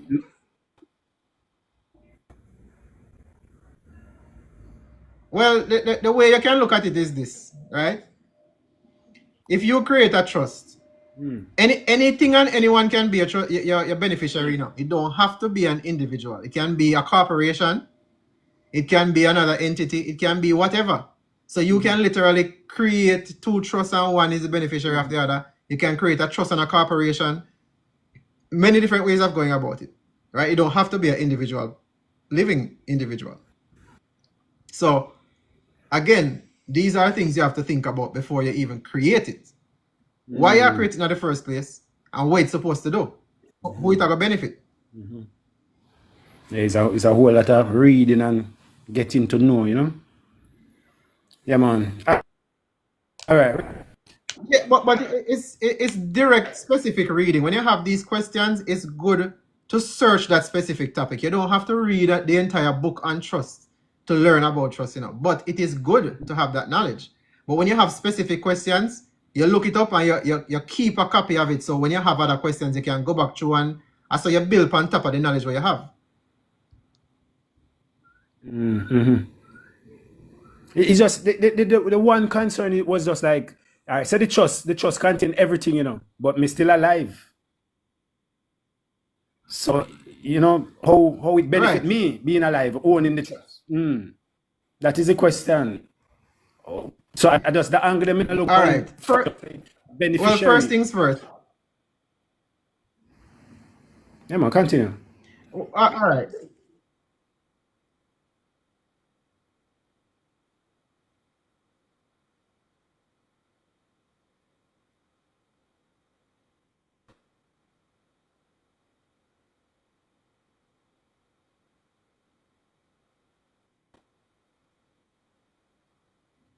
So here is an interesting point of view here regarding benefiting from the trust while you are alive. That is the question. Remember, you know, the point of a trust is control. The point of a trust is not to just pass things on to a beneficiary. It's control. The benefit going to a beneficiary can be small, it can be big, it can be minuscule. Right? So, for example, here's a perfect example. For those of you who are married, your marriage certificate is a contract. You had to sign something to be legally married. Now, your wife has a natural right based on that marriage contract to some of your assets. If you don't have a prenuptial agreement in place, your wife can claim direct access to those assets. Right? Some people say yes, some people say no, some people say they want to have better control over that. Now, if the assets are in your name only and you want to protect them, you better make sure it's in a trust before you get divorced. If such a thing come around. If your assets are in a trust before the divorce starts, your wife gets nothing because you don't own anything at that point. Anything that gets distributed is what you own at the time of the divorce. Right? Another way to look at it, if somebody tries to sue you and you don't own any account, you don't own any assets, what are they going to get? You can't give away your control. You can only give what you own, what your name is on. So when you take your name off of all these things, these are the protections you put in place where it cannot be pierced unless the trust is involved in something unlawful or aggrieve somebody else. So being the grantor, right? The grantor. All right. May I try to see if me get it started? You own the trust. That means that naturally you're gonna benefit from the trust. So just being the grantor, You can. right. So automatically you benefit because it's your benefits. You are trying to give it to somebody else then basically. But you're just noting who you want it to benefit. but it's yours. Right. That's what you're saying. It's yours. So you don't have to describe yourself as a beneficiary because it's done yours already. So you don't have to list yourself as a beneficiary. No. You just want to know that these are the one and few who I want to Right. benefit from it. So it's done your possession and yours for enjoy and for yeah, me over there say no. Respect. Right. Because remember, you have what's called provisions of the trust. So you decide what distribution would be, if any, to a beneficiary, right? You can even, I mean, there are many ways to go about it, right? And we can't get into those kind of things right now. But you can put provisions in there where you are simply controlling the assets, So you, as the controller of the assets, you're obviously benefiting from the positive aspects of the trust. Right. For example, if you're controlling the bank account, right? You are using the bank account in a way that is normal and not usury and not unlawful, then you are benefiting from it. Right. That is it. That doesn't stop you from doing anything. It is just the control of who can pierce the veil to have access to Other the than trust. you. And that is what you're literally doing. You're creating a protection around these things. Other than yourself. Who else have access other than you? Yes, understood. And nobody no need to have access other than you initially. But if there's a provision in there, for example, say if let's say you become incapacitated, you don't want nobody to have access to it other than you. You want to have somebody in place, so just in case you can't manage it, somebody automatically get that kind of power. Right. You know what I'm saying? Yes. So it's a living document. It is something that can be modified and changed as you go along as well. Yeah, man. Give thanks for the clarity. Yeah, man. That's how we reason and everything come out to the forefront and we understand as we move on. Respect. Yeah, man.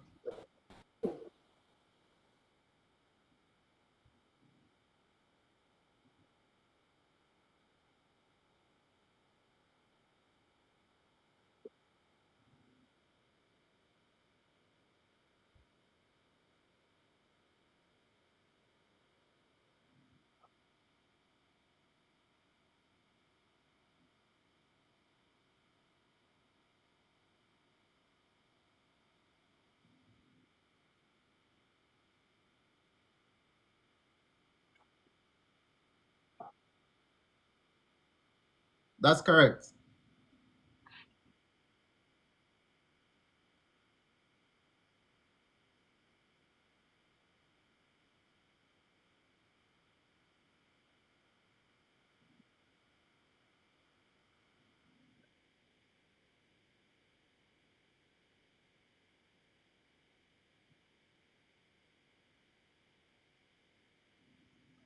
When you say separation of titles, be more specific. Separation of what?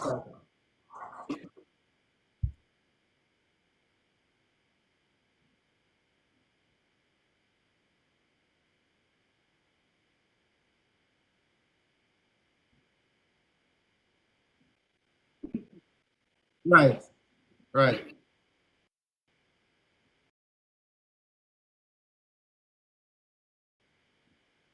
Right. Well, right. Well, that's a separation of what you call like kind. So we are, in law, you are presumed to be what's called a surety, meaning you are responsible for using the name. Even though it's not yours, you are presumed to be responsible for using the name. So what we're doing is we're separating ourselves from that kind of presumption. Just because we're using the name, that doesn't mean that we're an entity responsible for it. So we are separating ourselves and making sure that there is no presumption in law that states that I am responsible for anything having to do with this name. So that's what we're doing there.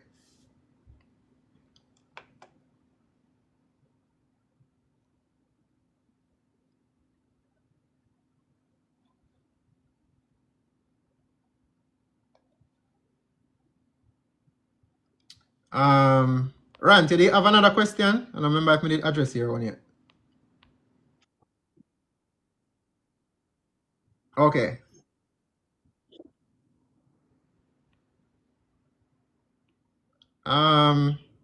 DMB 1000 said, I did the ICE in America. How can I get the status here in Jamaica? I have no idea. Oh, you did the UCC in America. How can I get that status here in America? I don't know, brother. I don't deal with UCC. I deal with non-commercial statuses.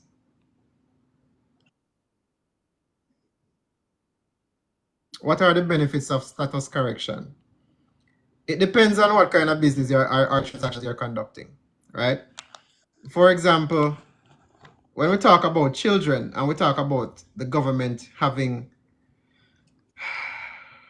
a lot of power over the family unit, you can dispel a lot of that. You can, what you call, disband the presumptions of government authority over the family, especially when there's a health crisis like what was going on. You know, those kinds of things. You can also, we can't talk about certain things here, but there are many benefits to that. But again, it has to be something that is recognized. You can't just do something and you don't know the actual effect of it. A lot of people talking about the status correction thing and go ya so do this and whatever, and you don't have no proof that you actually did that, right? You don't want something cryptic where somebody have to wonder or they might try to figure out something. It should be plain and straight in front of your eyes. What's called the plain language of the document should state its intention, right? So again, there are many benefits, but it depends on what exactly you're doing to be claiming that benefit. What about the certificate of live birth? What about it? It's no different than a birth certificate other than saying that you were born alive.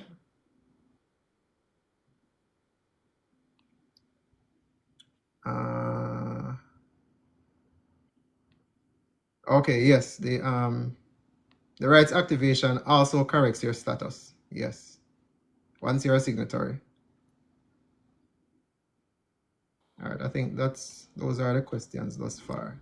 I may have something more to say. Constructive note. You hear me? Yeah, go ahead. All right. Regarding the whole government being a trust, right?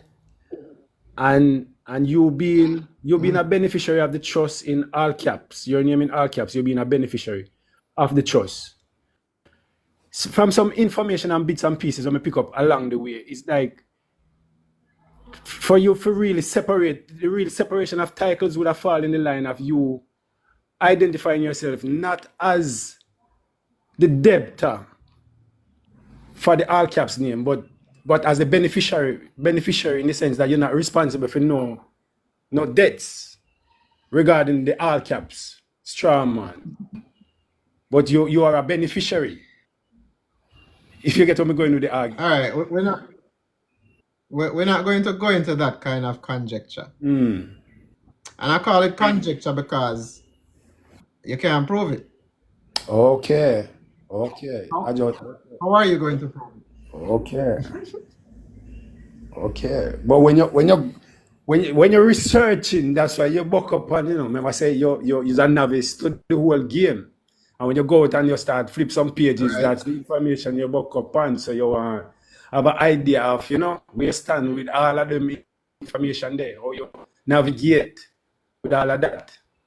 Because you still have a system where control you, Right. strong and wise or otherwise way.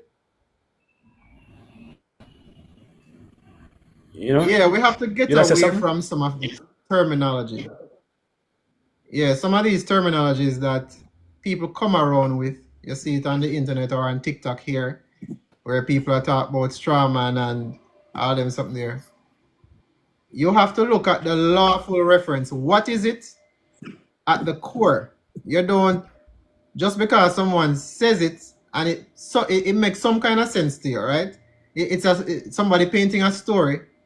But the problem is you can't find it in law. If you look up a straw man law, right, you might be able to find the term, but you can't connect it to what is being said. And then when you start using that term, you now become a target. Because now you use this term, you don't know what it's really for. It is something that was really created to put people in a box. There is no such term in law as strawman that people are talking about. You know, the all caps, this and that. While it exists, while you can see that an all caps name exists, it is not unique to your ID. It is on your birth certificate. It is on your voter registration. It is on any government issued document, right? And when people say that that is the debtor name, that is incorrect. Because how are you going to prove it's a debtor? How are you going to prove it's a beneficiary? How are you going to prove No, anything? not a debtor, no, a creditor. So You're the beneficiary of the trust, the government trust. You're not responsible for debts. but that is incorrect as well. Okay. Because anything created by the government is the property of the government. Right. So when you born and your mother say your name John Tom, and the government create Tom John, Tom John belongs to which one is yours and which Tom one John is belongs to the government. all right? So you use what your mother and father give to you, and you use it in the way where your mother and father give to you. You don't follow what the government do. If you really want to separate yourself, right? I want to say, okay, well, I want to be the beneficiary. I want to be this. I want to be that. If you are going to be the beneficiary, you have to have first the ownership over your own name. Right. It adding up. Continue, man. You're adding up. Right. So, you know, the name is important, but more importantly, you have to be recognized publicly. Right. You can't just have your one-off document here and there. I do one little here, so one little there. So you want to have a monumental, fundamental change, and you start build on top of that, right? And that's why you gain the knowledge necessary about the basics, and then you start getting into other things. I don't teach that whole legal fiction right now because it just don't make no sense. You can't use it right now, right? The basics of the trust. Again, this is for really for our advanced class, but we had some problem with the Zoom, the live stream. That's why we're doing the preliminaries here. I still don't get anywhere yet with it, but that is more than enough Who have information access? that you can have an idea of what all this means. Huh? So who have access to the advanced classes? Those who are signatories to our public rights activation on voiceofjamaica.com. Yeah. But me have my signature, me never know say live class. You have to be, Yeah, me sign up, me never know live class. yeah, man.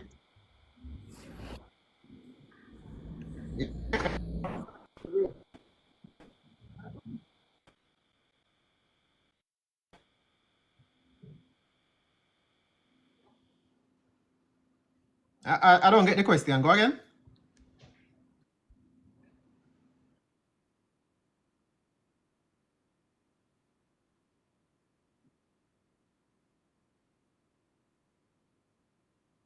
Yeah, the trust is actually independent of that. The trust is independent of that. You don't need to change your status to do a trust, a proper trust.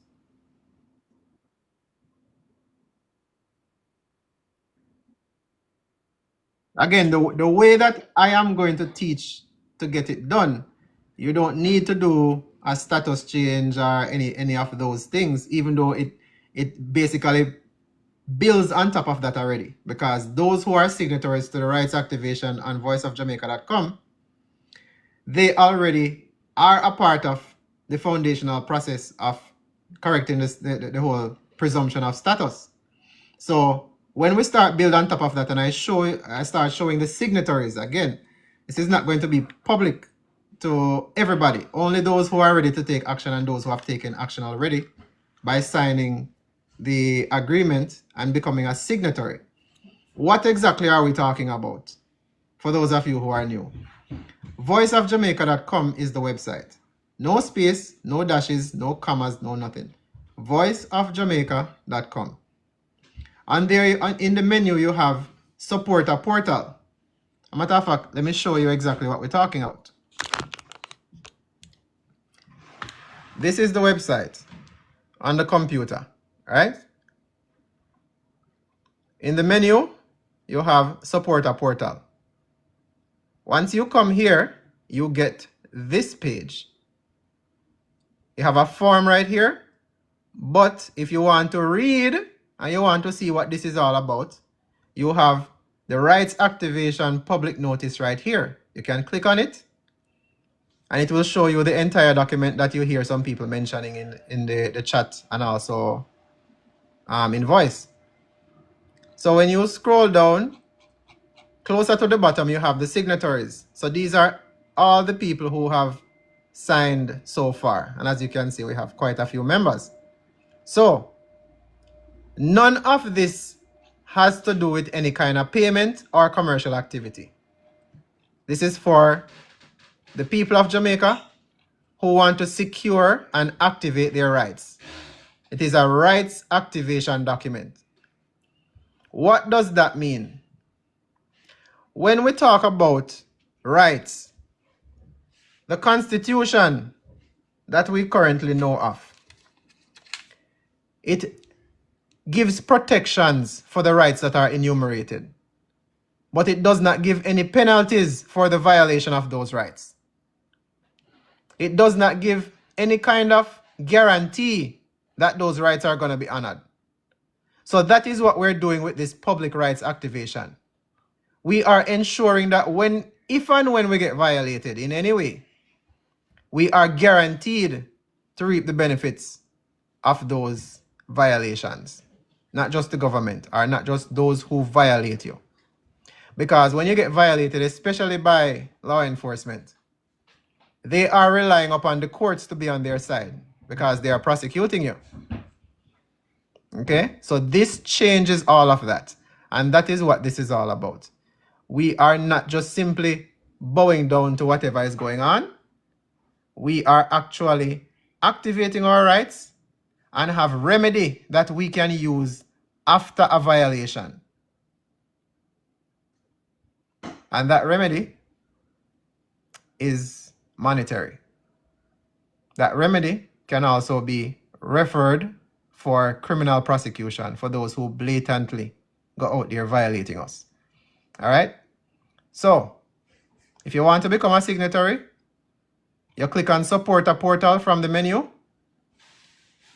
You come down here and you fill out the form. It's very short. First name, last initial, last four of your TRN, email. And the question will show up. You click on the checkbox and you submit. Once you do this, which is filling out the form and submitting it, you will get another email that will give you the agreement that you can sign. And the agreement is simply stating that you agree to the public rights activation and you want to be a signatory, in a nutshell. And once you sign that, then your signature gets transferred over here, where we have all the signatories. As you can see over here. Zin? And that's how you become a signatory. Once you become a signatory, then you start becoming a member of the website, which will allow you to log in. Let me show you something here. Let me sign out first and go back. So when you go to the website, there are some content that is restricted. For example, here's our live stream class. If you click on this, you will notice the content is restricted. You need to be logged in to view the content. So those who are we have access to the restricted content, including our live classes. And in our live classes, we are going to be going deeper than what you hear here. Even though this might sound like a lot to some of you, we are actually going into deeper information on how we actually go about completing some of these things we've only heard in passing, or sometimes on TikTok, you hear people talking about some bits and pieces of it. We are actually going into full detail on how we go about advanced things, such as creating a trust and, creating the functions of a trust, etc., etc., etc. So that's what right activation give us access to, for those who are wondering. So those who are signatories, those are the ones who get access to the advanced classes. The general public, you just get access to the basic information because, again, I cannot go into all of that detail on these basic lives. Certain things, when I say them, TikTok restricts the lives and I get a strike and then they have to review the page, then they lift up the strike and all of them something there. So that is the reason why I only share the basics here, even though you might, from the sound of it, there are many people who are learning for the first time the proper way of learning about trusts and not just hearing bits and pieces all over the place. And also a benefit of becoming a signatory is the replays are available on the website. So if you miss something or you want to go back and hear what was discussed at a certain date, then you can access that content on the website. So that's a feature only for signatories, not for visitors. So do we have any other questions? Anybody else want to come up? You can come up as a guest and you can speak your mind, or you can have a little outburst, or whatever the case may be. So a trust by nature is an entity just like a corporation, but it is not under government control. It is something that is inherent and comes from you. Now, there are government trusts that you can create that falls under the purview of the government, but that is not what we're talking about here. We're talking about inherent trusts outside of the construct of any corporate entity.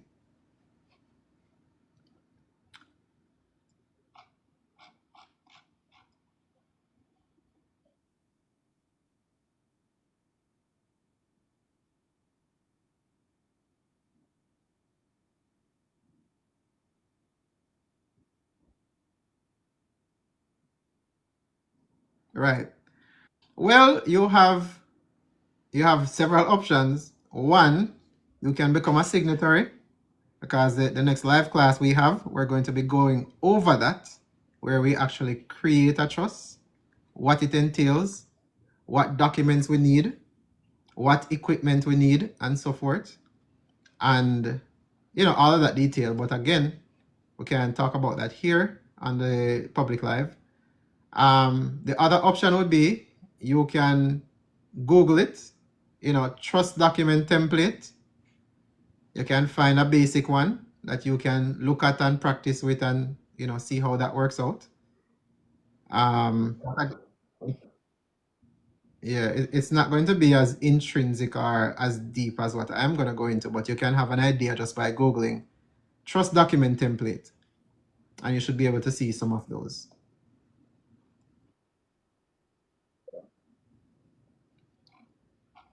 Or for those of you who get into situations or you inherit property, or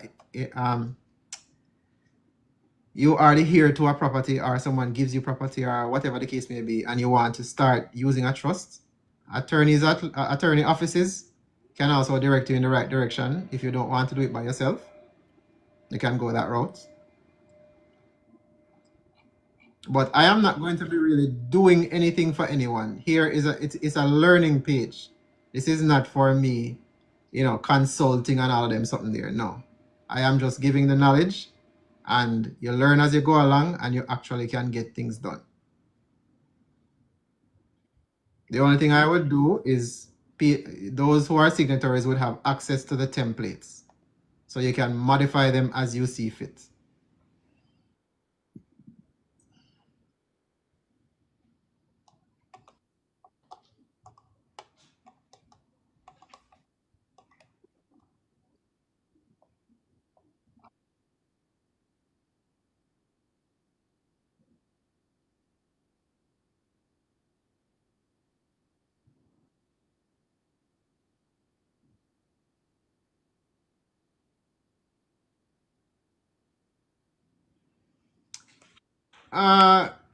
Yes, you would still have to pay those taxes because, again,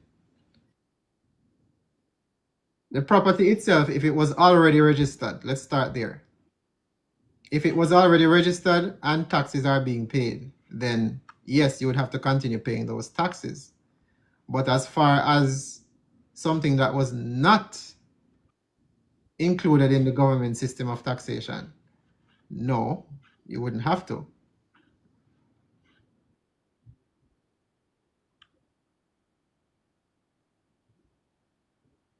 Again, those are advanced things that I can't get into. But even those who do adverse possession and all of that, it is still wide open for the taking for anyone who come along with a lawful process, including the government. You can actually protect those properties with a trust.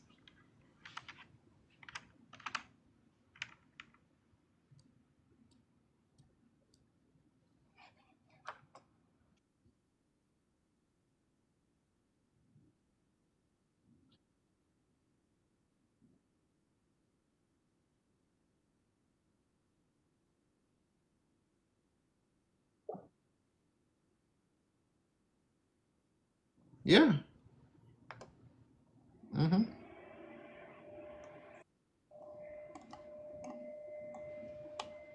There's nothing stopping you from doing whatever you want with yours.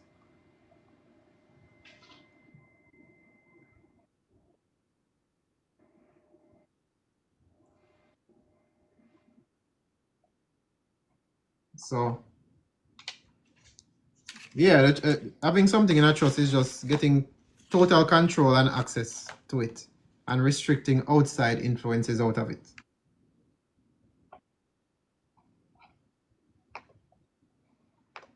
So, like I said, those who want access to some of the other advanced things coming down the pipe, you would need to be a signatory on voiceofjamaica.com. Again, there is nothing being sold, no kind of membership fees, nothing commercial regarding the website nor this movement. So no commerce is being expressed, implied, nor conducted. This is why it cannot be regulated. So whatever we're doing, it is simply for those who are interested. If you're not interested, no problem. you know. But if you are interested, you simply have to be a signatory to gain access. Go ahead.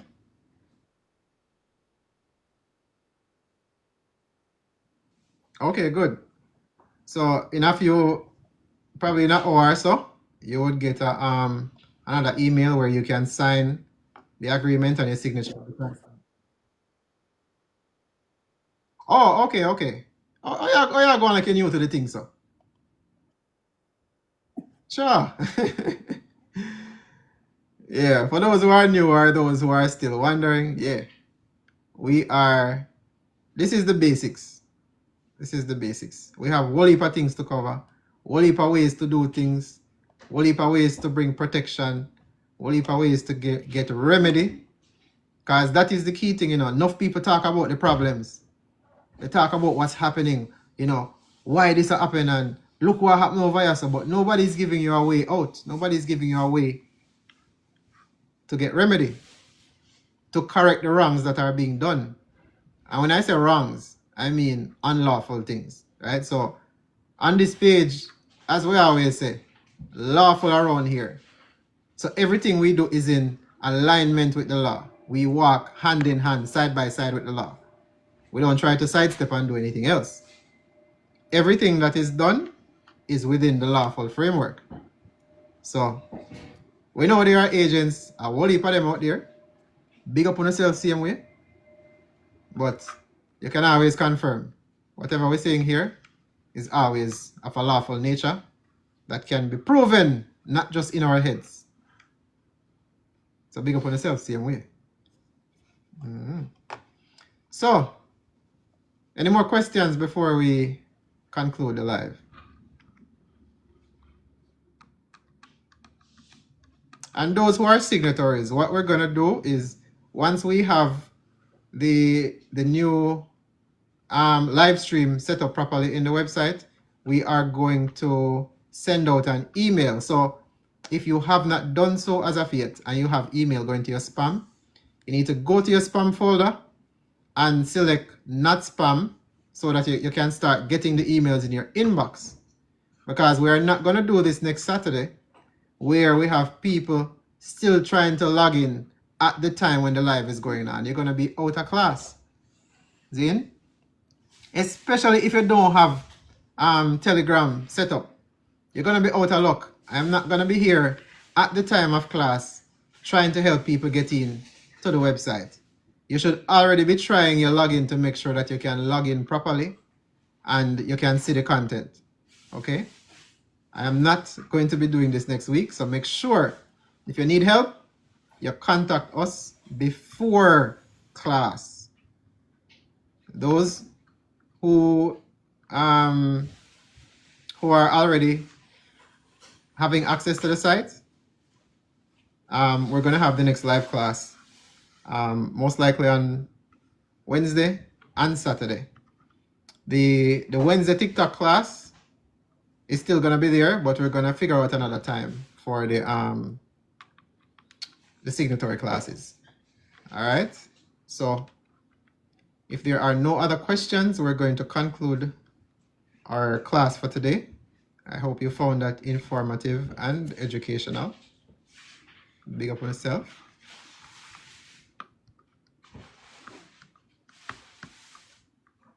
Any more questions?